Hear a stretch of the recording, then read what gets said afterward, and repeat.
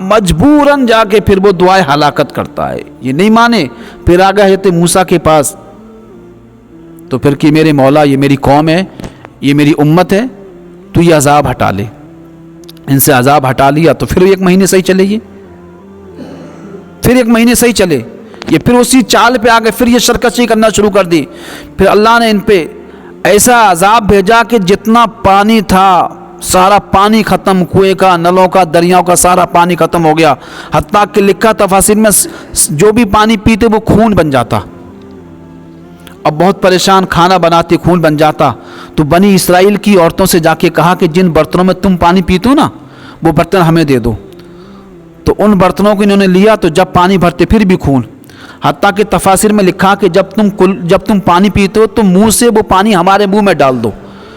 تو جب تک بنی اسرائیل کے منہ میں وہ پانی رہتا اور جیسی وہ ان کے منہ میں کلی کرتے خون بن جاتا. اللہ کا عذاب دیکھیں آپ.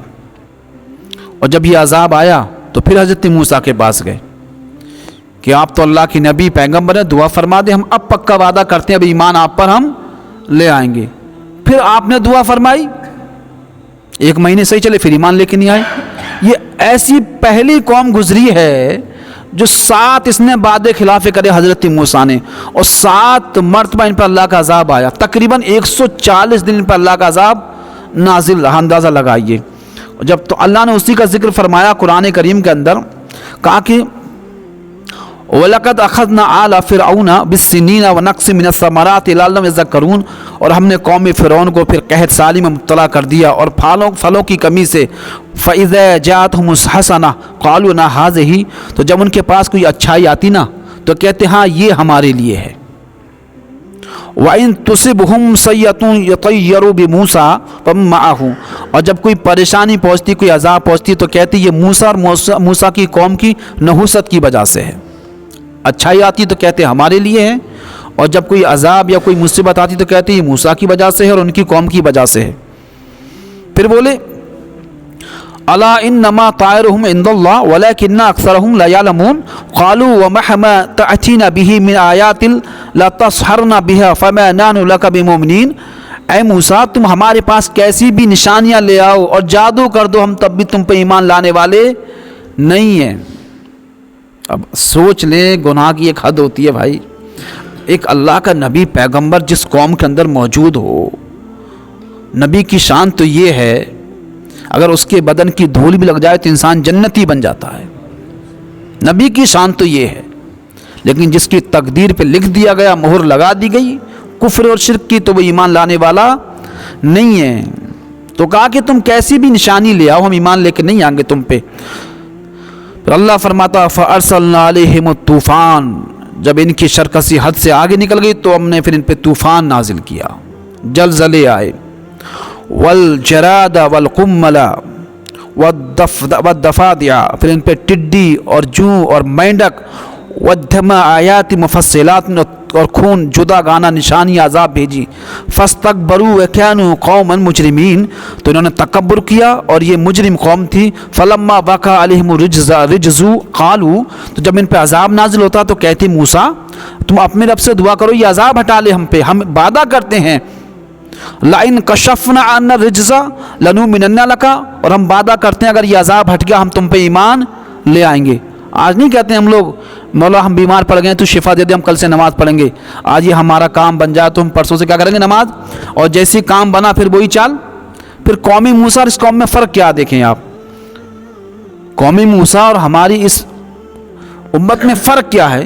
قومی موسیٰ بھی یہ کہتی تھی کہ اپنے رب سے دعا کرو یہ مصیبت ٹل جائے اس کے بعد ہم تم پہ ایمان لے آئیں گے. اور آج بھی ہم لوگ یہی کہتے ہیں مولا بس یہ کل کا کام ہے, یہ کل کا کام پورا ہو جائے گا, یہ کل لکڑی کٹ جائے گی ہماری, پھر کام نہیں ہے ہمیں, یہ ہمارے گیہوں کٹیں گے پھر کام نہیں ہے, اس کے بعد پھر ہمیں پھر اللہ ہی اللہ کرنا ہے. پھر وہی چال ہے.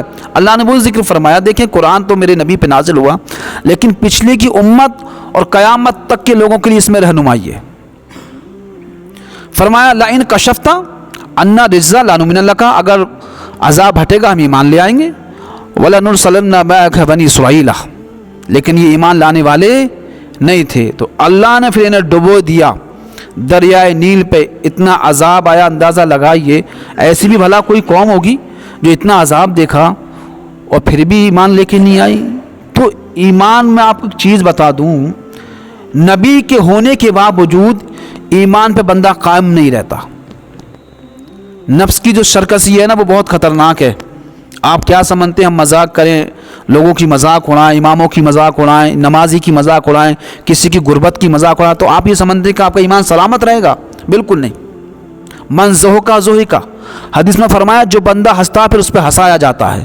آپ کسی پہ ہنستے ہو تو کل آپ پہ لوگ ہنسیں گے، یہ بات آپ نوٹ کر لیں۔ آپ جس پہ اگر ہنس رہے ہو نا اس کا کوئی بجائے ہنسنے کی، آپ کسی کی مذاق اڑاتے ہو کسی بنیاد پر، تو پھر آپ تیار رہیں، آنے والے کل میں لوگ آپ پہ ہنسیں گے۔ تو ایمان کوئی، آپ یہ نہ سوچیں ایمان صرف ہمارے کھانے کا نام ہے، عمدہ لباس پہننے کا نام ایمان ہے۔ ایمان تو سادگی کا نام ایمان ہے۔ آپ اپنی زبان سے کہتے ہو کیا لوگوں کے لیے؟ آپ کس کا مذاق اڑاتے ہو؟ یہ بہت ضروری ہے۔ اللہ نے قرآن میں واضح طور پہ فرمایا کہ ایمان بچانا کوئی اتنا آسان نہیں ہے۔ ایک حدیث ہے نا، آقا ارشاد فرماتے ہیں کہ ایسا بھی دور میری امت پہ آ جائے گا، لوگ صبح کو تو ایمان والے شام کو کافر ہو جائیں گے۔ صبح ایمان والے شام کو کافر، اتنی تیزی کے ساتھ کفر چلے گا۔